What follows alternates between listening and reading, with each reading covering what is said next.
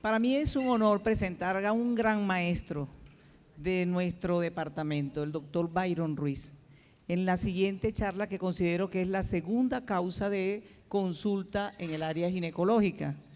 El doctor Byron Manuel Ruiz Hoyo, médico cirujano, Universidad de Cartagena, ginecólogo y obstetra, Universidad de Caldas, profesor titular de la Universidad del Quindío. Bienvenido, doctor, en su conferencia. Mil gracias a la doctora por esa inmerecida presentación. Este tema, como la doctora dice, es un motivo de consulta importantísimo y esperamos en la presentación dar algunos puntos de práctica, sobre todo para el personal que cotidianamente está viendo a las pacientes.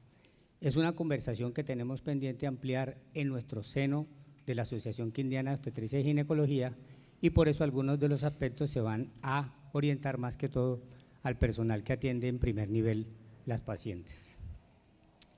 Estas definiciones las manejamos cotidianamente, pues tienen su reporte bibliográfico en el sentido que describen qué es lo que es el ciclo menstrual y qué es el sangrado menstrual que llamamos la menstruación. Ubiquemos la menstruación en lo que se presenta cada mes y ubiquemos el ciclo en la forma en que se van presentando a través del tiempo estas menstruaciones, para que así lo indaguemos con nuestras pacientes y no nos confundamos, y cuando le preguntemos por el ciclo no estemos hablando de la menstruación, y cuando le vemos de la menstruación no estemos nosotros saber características del ciclo, porque son importantes en los diagnósticos que vamos a realizar. Esta gráfica procede de una fuente muy importante, que es el consenso más reciente de la Federación Internacional de Ginecología y Obstetricia sobre los trastornos del ciclo menstrual y del sangrado menstrual.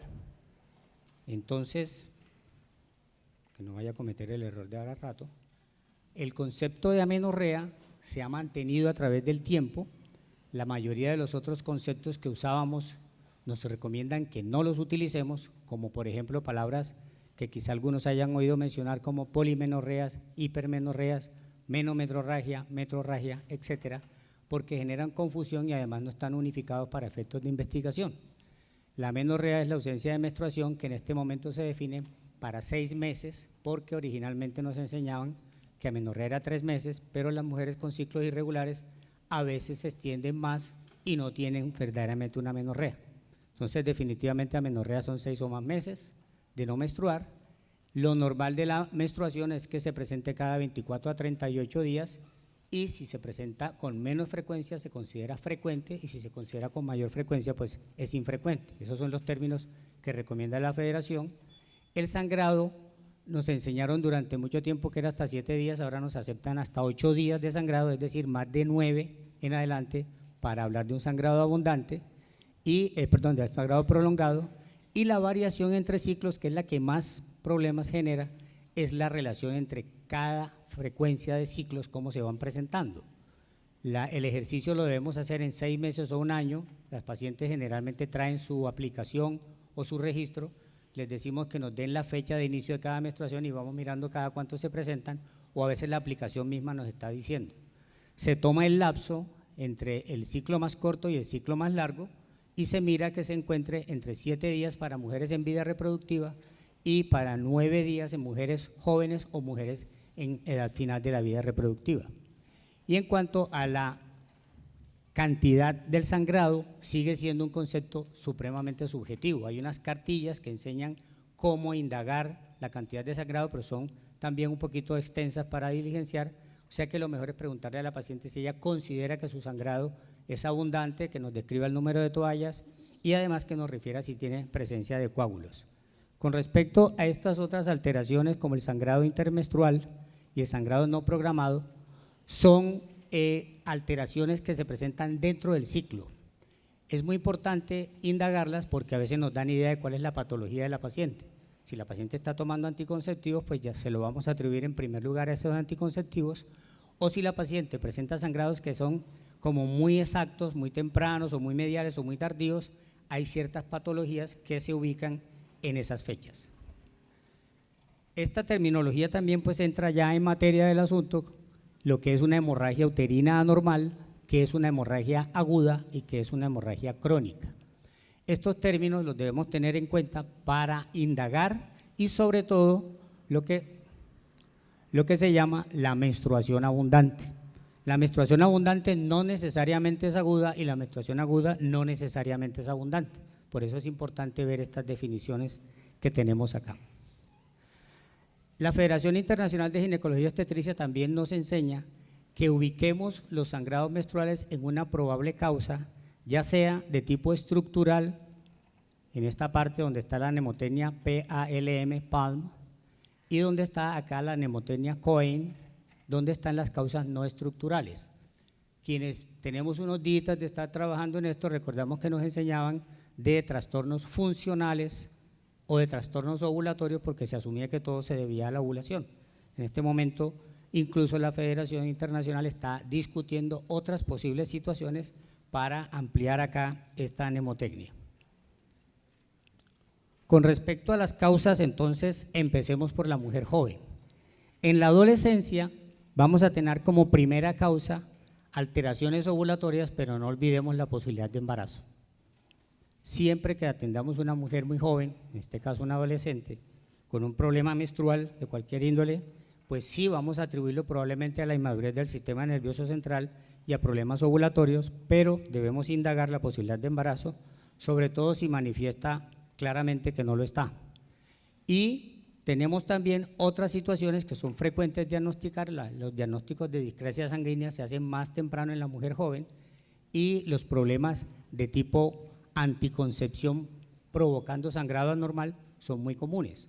O sea que debemos indagar el método anticonceptivo si es hormonal, que pudiera ser la causa. Otras alteraciones entonces, que no es frecuente pero que las hemos visto, son problemas estructurales como los que vemos acá, y el trauma sexual hay que indagarlo por razones absolutamente obvias. En la mujer que se encuentra en su vida reproductiva, sigue existiendo lógicamente la causa del embarazo como posible origen del sangrado anormal. Ya va a ser más frecuente encontrar alteraciones estructurales, entre ellas el uso del dispositivo intrauterino de alguna forma, sea medicado o no sea medicado, y las causas no estructurales también aparecen, o sea, es muy común que haya problemas de alteraciones de la ovulación en la mujer en vida reproductiva.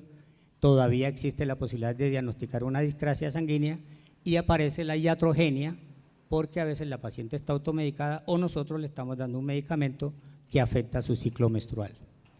En la mujer que ya avanza un poquito más en edad y se encuentra cerca de terminar su ciclo reproductivo, toma mucha más importancia las alteraciones de la ovulación, y por eso en la transición menopáusica es muy común que la mujer consulte con un trastorno del ciclo, el cual a veces se entiende solo como transición y no se estudia y podría obedecer a otro tipo de causa. Aquí tenemos las estructurales, pero ya empiezan a aparecer las hiperplasias que van a dar origen al cáncer. Sigue existiendo la posibilidad de embarazo. Y en la mujer que claramente entró en menopausia, no vamos a permitir que presente un sangrado sin considerarlo una urgencia, o sea que lo vamos a incluir en el capítulo de la hemorragia de urgencia, y miren todas las posibles causas que tenemos. Por fortuna, el cáncer, al que le tenemos más temor, es menos frecuente que todas las demás causas en esa época de la vida de la mujer. Otras situaciones hay que tener en cuenta muy extrañas, pero las vemos con alguna posibilidad en el consultorio. La mujer que sangra porque tiene un prolapso genital y hay algún tipo de roce con la ropa o algún tipo de manipulación. La mujer que tiene un tumor ovárico productor de hormonas puede presentar como motivo de consulta un sangrado, y las mujeres que reciben estímulo estrogénico con cremas o con champús que vienen enriquecidos con estrógenos, hay que indagarlo porque eso sería una iatrogenia. ¿Qué hacer ante la mujer que presenta la hemorragia aguda? Lo primero que hay que pensar es que siempre tenemos que indagar cuál es la fuente de ese sangrado, porque vamos a tener aquí un cuello uterino sangrante, acá tenemos un sangrado procedente del tracto urinario, aquí tenemos un pólipo cervical, aquí tenemos un desgarro postrauma sexual que ya fue corregido. Entonces no olvidemos examinar a nuestra paciente, colocar el espéculo, porque con frecuencia la paciente llega al consultorio con varias consultas previas, con varias ecografías y ninguna especuloscopia. Entonces examinemos a nuestra paciente, aparte de hacer una excelente historia clínica, que nos diga si hay algún factor que puede estar produciendo el sangrado de los que ya mencionamos por grupos de edades. En ese momento, como estamos en un contexto probablemente de urgencia, vamos a evaluar estado hemodinámico, vamos a determinar que la fuente del sangrado, si es la que estamos sospechando, y como exámenes de urgencia, pues básicamente esto. Otros estudios se pueden hacer más adelante en otro contexto que no sea de urgencias, pero lo más importante aquí, y si es muy baja la hemoglobina, pensar en una reserva de sangre. La ecografía no es un examen de extrema necesidad, aunque de mucha utilidad si lo tenemos para el contexto de urgencias, o sea, si podemos hacerlo en el servicio, pues maravilloso, pero no debe ser el que marque la pauta de no tomé la conducta porque no tenía una ecografía. En la adolescente vamos a plantear un manejo que lo que les voy a mostrar está basado en fuentes bibliográficas y en cierta forma en un orden descendente de frecuencia de uso o de frecuencia de recomendación. Entonces tenemos el uso de anticonceptivos orales combinados que contengan etinilestradiol para calcular 100 microgramos de etinilestradiol. Todavía se consiguen en el comercio productos que tienen 50 microgramos de etinilestradiol, muy raro pero los hay. Lo que más utilizamos son los de 30 microgramos, o sea que estaríamos abocados a que cada dosis sea de 3, pueden ser 3 al día para más o menos llegar a los 90. Las que tienen 35 microgramos podrían dar 105 microgramos en el día, o podemos pasar al uso de estrógenos conjugados que los tenemos, que los da la EPS. La presentación comercial tiene 0,625 miligramos, o sea que tenemos que dar 2 tabletas, puede ser 2 o 3 veces al día, para lograr una dosis que se considere proliferativa del endometrio, porque estamos asumiendo que como es un adolescente, tiene un trastorno ovulatorio, lo que falta es recuperar un poquito el endometrio mientras podemos disminuir el sangrado y mejorar las condiciones de la paciente. El ácido tranexámico, exceptuando contraindicaciones como los problemas tromboembólicos, está muy indicado en la adolescente. Algunos artículos hablan de mujeres hasta de 12 años usando ácido tranexámico, con una dosis muy similar a la que se usa en la mujer adulta, como la tenemos ahí anotada. Y los progestágenos, entonces hago la claridad que aquí estamos anotando la medroxiprogesterona, que tanto la conocemos en tabletas, hasta 60 miligramos al día. Las tabletas comerciales de más alta concentración tienen 10 miligramos, por lo tanto hablaríamos de 2 tabletas 3 veces al día como dosis máxima, pero ven que tenemos tachada y resaltamos en rojo la medroxiprogesterona acetato.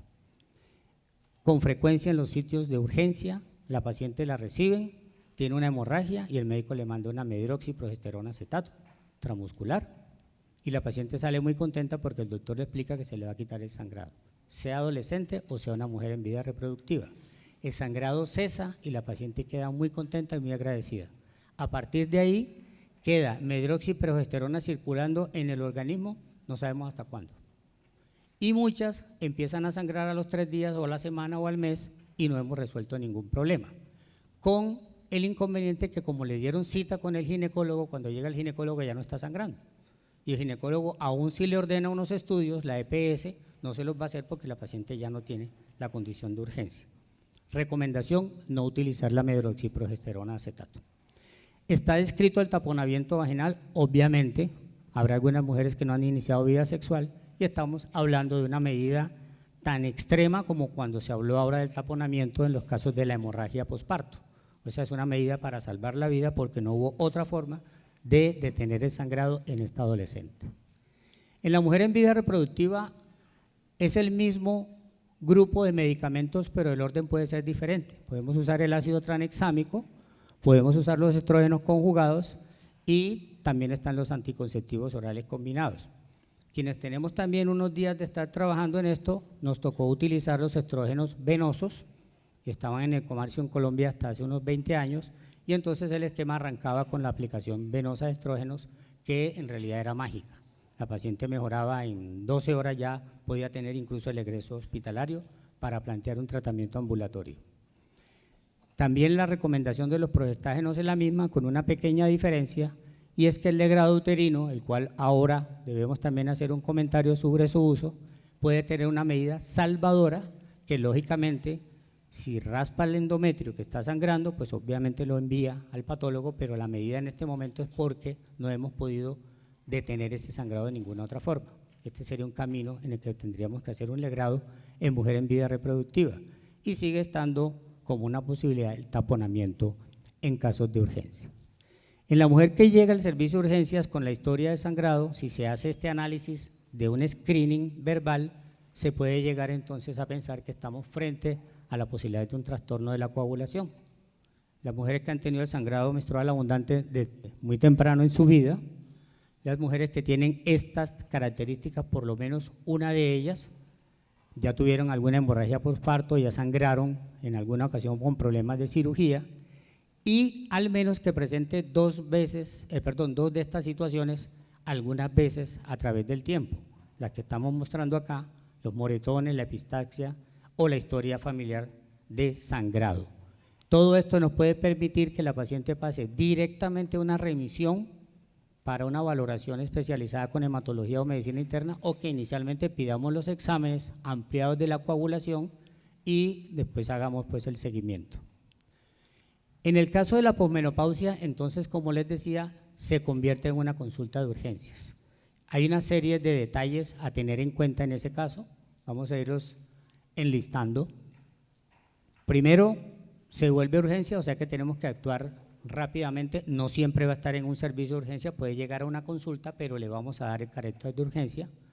Además que podríamos entrar a hacer una biopsia, pero la alternativa puede ser inicialmente menos traumática, una ecografía para orientarnos, y el grosor endometrial medido en la paciente que ha presentado sangrado en la posmenopausia, pues internacionalmente se reconoce que 4 o menos centímetros da un mensaje tranquilizador sin que sea absoluto, al menos que la posibilidad de cáncer de endometrio es muy baja. Por eso habla de un valor predictivo negativo, no de que lo excluya. Lo contrario, si el valor da 5 milímetros o más, entonces pensamos en que a mayor grosor endometrial, más posibilidad de hiperplasia o cáncer de endometrio en una mujer que se encuentra en esta situación.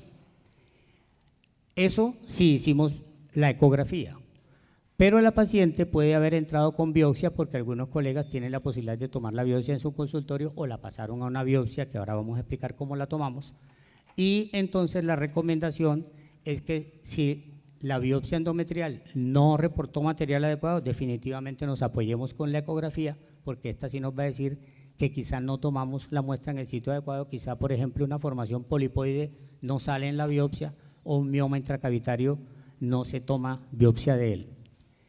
Y si la ecografía dice que no puede mostrar el eco endometrial porque la paciente tiene una ecografía difícil, porque tiene unos miomas previos, porque el endometrio no se vio, entonces definitivamente vamos a entrar de otra manera para tomar una muestra de ese endometrio porque no sabemos qué está pasando.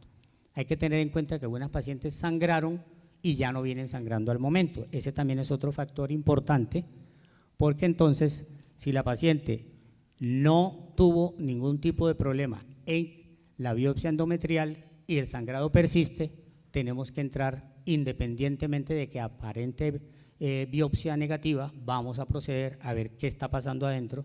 Obviamente el gold standard va a ser acá la histeroscopia. Menciono el legrado, pero porque es lo que dice la fuente bibliográfica. Ya vamos a hablar de él. La paciente que tiene un grosor endometrial muy delgado, 3 milímetros o 2 milímetros, pero persiste el sangrado, podría tener una situación poco frecuente en la que hay una hiperplasia endometrial o un cáncer sin que llegue a engrosar mayormente el endometrio. Por lo tanto, la paciente procede a también tomársele una muestra y un estudio, y están estas dos situaciones finales en las cuales la paciente que usa terapia hormonal o que usa tamoxifeno va a pasar a biopsia. La que usa terapia hormonal, algunos estudios sugieren que le demos la posibilidad de tener un sangrado usando la terapia hormonal con grosores endometriales menores de 8 milímetros, y la que usa tamoxifeno no se recomienda que la ecografía marque la conducta, sino que pasemos, si sangra, a una biopsia endometrial porque puede tener una hiperplasia endometrial. Recuerden que mujeres menopáusicas, muchas pueden estar en tratamiento de cáncer de mama con el tamoxifeno, entonces podemos tener esa situación con ellas. Cuando la hemorragia no es aguda, entonces debemos hacer un análisis en la consulta con los exámenes que mencionamos. Podemos ser más amplios porque aquí podemos hacer pruebas hormonales, aparte del examen físico, de la historia clínica, y además que nos podemos apoyar con la imagenología, en este caso la ecografía, o como lo dice la presentación, la histerosonografía. La histerosonografía tiene un importante papel en la valoración del endometrio. Llenamos la cavidad uterina con solución salina, vemos el contorno interno, podemos medir bien las paredes endometriales y podemos identificar cualquier formación que se encuentre adentro. Y de ella nos va a permitir orientar lo que sigue en la paciente y además reportar si vemos una alteración del endometrio. Esto puede preceder entonces estudios más sofisticados como entrar con una histeroscopia, que ya es un procedimiento endoscópico que aunque se puede hacer en el contexto oficinal en algunos consultorios, generalmente lo hacemos como procedimiento hospitalario con sedación, dependiendo del equipo que utilicemos. Hay equipos que no necesitan dilatación de cervix para entrar a la cavidad, visualizar y tomar las muestras, o entrar a la cavidad previa dilatación del cuello con un equipo de receptoscopia como el que usan los urólogos y resecar las masas o las alteraciones que encontremos, obviamente enviarlas a patología. También tenemos el apoyo de la ecografía vaginal 3D y resonancia magnética, y ahora sí entonces mencionemos cómo vamos a hacer la biopsia de endometrio. La biopsia de endometrio en otros países la están haciendo con este aparatico que es la cureta Pipel, que la verdad es muy costosa, realmente para utilizarla pues obviamente no la ofrecen las entidades de salud, hay que pedirla fuera del país o hay entidades en el país que la consiguen afuera, y definitivamente pues puede ser una gran ayuda porque es delgada, es flexible, se puede utilizar en una mujer posmenopáusica, no tiene riesgo de perforar el útero porque es bastante blanda, y además que actúa como una cureta en el sentido que tiene dientes, pero además es hueca y se hace una succión, entonces se obtiene tejido. Los patólogos la ven con muy buenos ojos porque les manda cantidades de tejido bastante buenas para el estudio, pero tiene la posibilidad de que la muestra sea insuficiente. Al fin y al cabo es una muestra que se toma en el consultorio y que le evita a la paciente muchas incomodidades. Se puede tomar la biopsia con cureta de Novak. Esta es la cureta de Novak que probablemente todos conocen, es metálica y tiene el inconveniente que puede perforar el útero porque se utiliza también en el contexto del consultorio. Tiene un inconveniente muy fuerte, además del riesgo de la perforación, y es que es un procedimiento doloroso. La anestesia que se utiliza es decirle, señora, colabore, porque no se utiliza ningún otro tipo de sedación, ni se utiliza bloqueos de ninguna clase, o por lo menos es la idea, para no agregar morbilidad, pero a veces la paciente no lo tolera. Entonces puede ser muy riesgoso. Hay algunas que tienen un diámetro bastante pequeño, de 3 milímetros, que entran por el cuello de la mujer posmenopáusica. El legrado uterino, entonces, decía yo que hay que dedicarle un minuto porque con la llegada de la histeroscopia, que no es nueva, tiene muchos años, pero que se ha promocionado mucho en los últimos años, ya es muy poco necesario hacer legrado con fines diagnósticos, a menos que sea, como dijimos, con fines de salvar una vida porque no hay forma de detener un sangrado. El legrado es un procedimiento a ciegas, es un procedimiento con riesgo de perforación mayor que el de una histeroscopia, y además que cuando raspa la cavidad endometrial, por más experto que sea el colega que practique el legrado y que lo esté haciendo con frecuencia, no raspa más del 60% de la cavidad. Aclarando que si se trata de un pólipo o un mioma, no lo va a sacar. Es muy raro que se pueda extirpar. A veces salen fragmentos de pólipo porque el legrado arranca un pedazo, pero no quita el pólipo. Entonces, cuando a la paciente se le hace la histeroscopia finalmente y llevaba 2 legrados que habían salido negativos, se encuentra que la paciente lo que tenía era un pólipo que era el origen de sus trastornos menstruales, o además que era el origen del problema de la hiperplasia que estaba presentando. Entonces, obviamente, toma fuerza la biopsia por histeroscopia, que se puede complementar con el legrado en las pacientes con sangrado abundante. Y como les dije, en algunas referencias bibliográficas proponen biopsia con legrado. En la mujer premenopáusica que ya supera los 45 años, hay una recomendación de que si tiene problemas menstruales, entonces pensemos en tomarle una biopsia. Y además, que si tiene menos de 45 años y nos preocupa, esto es más para sangrados abundantes, más que todo, porque recuerden que a esta edad podemos tener trastornos del ciclo que sean parte de una transición menopáusica. Entonces debemos ser muy cautos tampoco en tomar biopsias a todas las pacientes sin haber hecho muy buena historia clínica. Casi siempre son pacientes que tienen problemas de sangrado abundante, entonces allí vamos a tener en cuenta los factores de riesgo que son los que llevan a la posibilidad de un cáncer de endometrio. ¿Qué manejo le vamos a dar a esa paciente que diagnosticamos la hemorragia uterina crónica?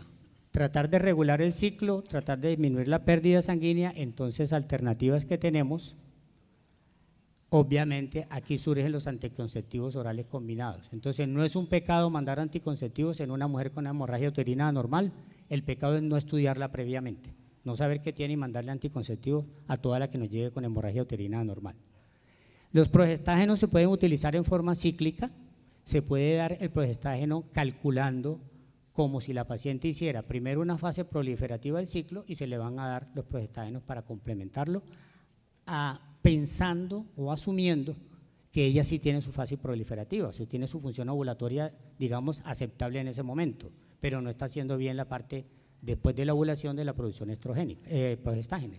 Entonces, estos progestágenos se pueden dar en el día 26 del ciclo, el día 30 del ciclo, y dependiendo de eso le vamos, entre comillas, a fabricar un sangrado que se va a presentar cada 30, 35, 40 días y que va a proteger el endometrio de que si tiene mucho tiempo sin menstruar y mucho estímulo estrogénico puede producir una hiperplasia endometrial. Entonces, estos progestágenos, el que más se utiliza es la medroxiprogesterona. Me regreso a la primera conferencia. Si estamos dándole medroxiprogesterona a una paciente para regular el ciclo y tiene interés obstétrico y nos va tan bien que quedó en embarazo, la medroxiprogesterona no es muy sana para el cuerpo lúteo, o sea que es lo que llamamos luteolítica. En ese orden de ideas, si pensamos que la paciente va a estar en ese contexto, podemos usar el progestágeno tipo progesterona micronizada, que está la presentación comercial de 100 miligramos, y la podemos dar como si fuera cuando damos la medroxiprogesterona de manera cíclica. Ya dijimos, el ácido tranexámico lo podemos usar en las pacientes con menstruación abundante durante cada ciclo. Prácticamente, si ya hicimos un buen estudio, podría quedar como un tratamiento a largo plazo de la paciente, o al menos mientras resolvemos otra situación estructural que ya conocemos. Y los AINES, que no los habíamos mencionado porque no están indicados en las situaciones de urgencia, sí pueden ser parte, como el ácido tranexámico, para el manejo del sangrado durante el tiempo en que la paciente tiene sangrado abundante, previo análisis que no tenga alergias u otro tipo de contraindicación. En las pacientes que tienen pólipos y miomas cavitarios, entonces vamos a hacer un manejo que probablemente sea quirúrgico. Entonces ya vamos a hacer una resección histeroscópica, como les dije, ya sea con el histeroscopio oficinal, si las condiciones lo permiten, o con el recetoscopio. Y cuando tenemos miomas intramurales, entonces miren la oportunidad que tenemos, hacer la resección del mioma. Entonces el mensaje es que si podemos sacar el mioma y no hay necesidad de sacar el útero, pues bienvenido sea para la paciente, depende de las condiciones técnicas, del acuerdo con la paciente y de su interés obstétrico. El acetato uripristal que está aquí mencionado es un medicamento que llegó a este contexto a dar una gran ayuda. Originalmente para la mujer que ha tenido sangrados muy abundantes, que ha ido muchas veces a urgencias, que tiene miomas múltiples, que tiene miomas de varias localizaciones en el útero y cuya cirugía o ya falló o definitivamente no se proyecta que se pueda hacer porque va a ser una lesión muy grande para el útero y la mujer desea conservar su útero. El pecado de la acetato uripristal ha sido los problemas hepáticos que se han presentado. En Europa hubo unos cuantos casos de necesidad de trasplante hepático por el daño hepático producido por el acetato uripristal. Eso ya se resolvió analizando muy bien los casos y en este momento la conducta recomendada es que se haga un ciclo de 3 meses, es una tableta diaria de 5 miligramos que se usa por 3 meses, se descansa y si se va a hacer un nuevo ciclo se tiene que concertar con la paciente previo que al inicio del tratamiento se indaguen problemas hepáticos en la paciente y se hagan las pruebas hepáticas, las cuales se recomiendan al primer mes posterior al inicio del tratamiento y en adelante al final del tratamiento. En ocasiones encontramos pacientes recibiendo acetato uripristal continuo durante un año, eso no está recomendado, los tratamientos de un año son con detenciones cada 3 meses para que la paciente tenga 1 o 2 ciclos y después se continúe.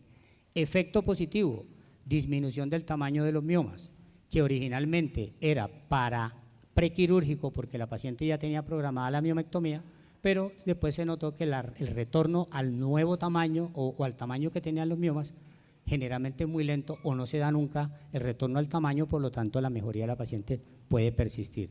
Eso permite que entonces sea una alternativa a discutir con la paciente el acetato de uripristal. En el caso de la adenomiosis es una enfermedad que produce sangrados abundantes, relativamente puntuales y dolorosos. También tenemos la alternativa de hacer la resección quirúrgica en algunos casos, pero la verdad es que la solución final es la histerectomía. Estas medidas que están planteadas acá son para pacientes que no desean histerectomía, que quieren mejorar su calidad de vida o que definitivamente falló lo que se hizo previamente antes de histerectomía. No me detengo en los agonistas de la GRH, que no los estamos usando en el contexto de la medicina del nivel 1 y realmente tampoco son la primera opción en el caso, sino tal vez en pacientes con interés reproductivo. Y el dispositivo de levonorgestrel como alternativa, además de la adenomiosis, en otras causas endometriales en las que no tengamos alteración de la cavidad, puede ser una opción, sobre todo cuando definitivamente no tenemos una causa clara y creemos que es la alteración de tipo uterina. Estas imágenes se las paso rápidamente de los medios que tenemos de diagnóstico. Aquí tenemos un endometrio que da una impresión bastante llamativa porque se ve grueso. Lo más importante son las características. Aquí tenemos un endometrio polipoide en la histeroscopia. Esta es una resonancia donde hay una adenomiosis y esta es una histerosonografía con unos pólipos endometriales. Entonces, ¿cómo terminamos? Como siempre en medicina, fundamental la historia clínica, muy detallada. En segundo lugar, tenemos que investigar las causas antes de plantear manejo, lo que les dije de los anticonceptivos orales combinados. Ojalá siempre confirmemos la fuente de sangrado y en el caso específico del examen físico, miremos el cuello uterino con el espéculo. La mujer premenopáusica, no le digamos una palmadita en la espalda, pensemos en embarazo y pensemos en otras causas que no sean solo la premenopausia. Utilicemos la ecografía como el examen de entrada, que lo tenemos, que conocemos las imágenes, y en el caso del endometrio, si lo vamos a ver, hagamos la ecografía postmenstrual en las mujeres que tienen ciclo. Es muy importante porque la valoración postmenstrual nos da una información mucho más confiable. Si tenemos patologías estructural, manejo médico, y si es que no estructural, manejo quirúrgico, y la mujer en la posmenopausia es una urgencia. Les agradezco mucho.